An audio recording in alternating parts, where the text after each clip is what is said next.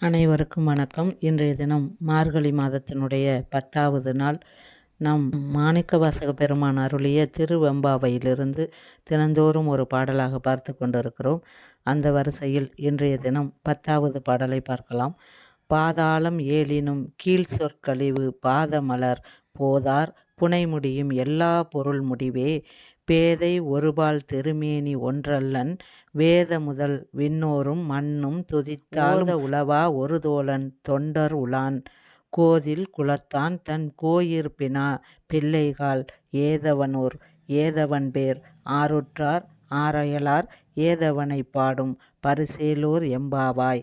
இப்பாடலினுடைய பொருள்: தீய பண்புகள் இல்லாத குலத்தில் உதித்தவர்களும் கோவில் திருப்பணிகளை சொந்தமாக்கி கொண்டவர்களுமான பெண்களே, நம் தலைவனாகிய சிவபெருமானின் சொல்லுதற்கரிய பெருமையுடைய திருப்பாதங்கள் 7 பாதாள லோகங்களையும் கடந்து கீழே இருக்கின்றது. பல்வேறு மலர்களை அணியும் திருமுடியானது வானத்தின் எல்லைகளை கடந்து எல்லா பொருள்களுக்கும் எல்லையாக இருக்கின்றது. சக்தியை மேனியில் ஒரு பாகமாக கொண்டதனால் அவன் ஒருவன் அல்லன் என்பது உண்மையாகின்றது. வேதங்களும் விண்ணவரும் மண்ணுலகத்தினரும் ஒன்று சேர்ந்து துதித்தாலும் அவன் புகழை பாடி முடிக்க முடியாது. யோகிகளுக்கும் ஞானிகளுக்கும் அவன் நண்பன். ஏராளமான பக்தர்களை பெற்றவன். அவனுக்கு ஊர் எது? அவனது பெயர் என்ன? யார் அவனது உறவினர்கள்? யார் அவனது பக்கத்து வீட்டுக்காரர்கள்? எந்த பொருளால் அவனை பாடி முடிக்க முடியும்? தெரியவில்லையே என்றார்.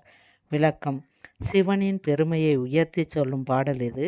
சிவனுக்கு கொன்றை, ஆத்தி, தும்பை, எருக்கு, ஊமத்தை ஆகிய மலர்களை அணிவிக்கும் வழக்கம் உண்டு. இதில் எதையாவது நாம் பயன்படுத்துகின்றோமா? இல்லைதானே.